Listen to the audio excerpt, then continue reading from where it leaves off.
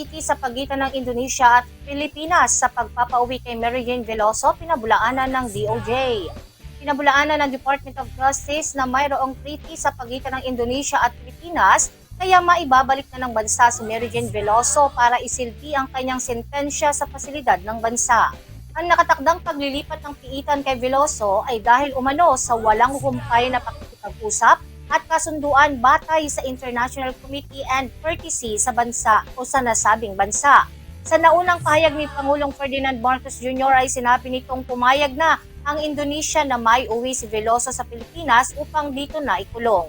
Ang pag-uusap ng Pilipinas at Indonesia para sa posibleng paglipat sa Filipina death row convict sa bansa ay kinumpirma na rin ng Department of Foreign Affairs. Base sa Indonesia media, ang posibilidad na payagan ang mga dayuhang bilanggo tulad ni Veloso para bunuin ang kanyang sentensya sa sariling bansa ay masusing pinag-iisipan ng kanilang gobyerno. Pinahayag na rin ni DFA Undersecretary for Migration Eduardo de Vega na ginagawa nila ang kanilang makakaya para iligtas si Veloso at kaisa din umano ang DFA sa pagdarasal para sa resolusyon ng kaso nito.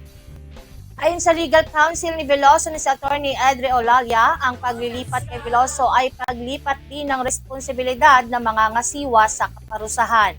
Kapag nailipat na ito ng piitan ay bubunuin ni Veloso sa kulungan ng habang buhay na pagkabilanggo dahil walang death penalty sa Pilipinas.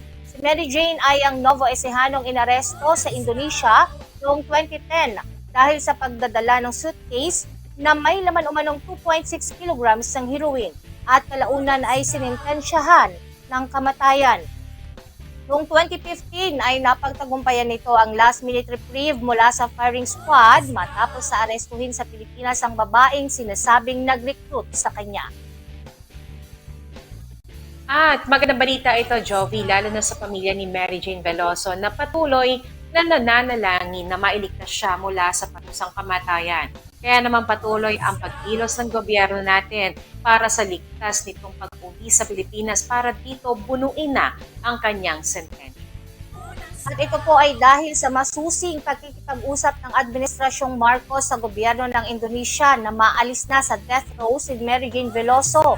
Kaya naman nagpahayag din ng pasasalamat si Pangulong Ferdinand Marcos Jr. sa bansang Indonesia sa pagkukonsiderang mailipat ito sa Pilipinas. At ipinahayag din ng Pangulo na matagal ang naging proseso nito pero nagpunga naman dahil mula sa death sentence ay napababa ito sa life imprisonment hanggang sa mapapauwi na po si Mary Jane Veloso para mailipat ng piitan.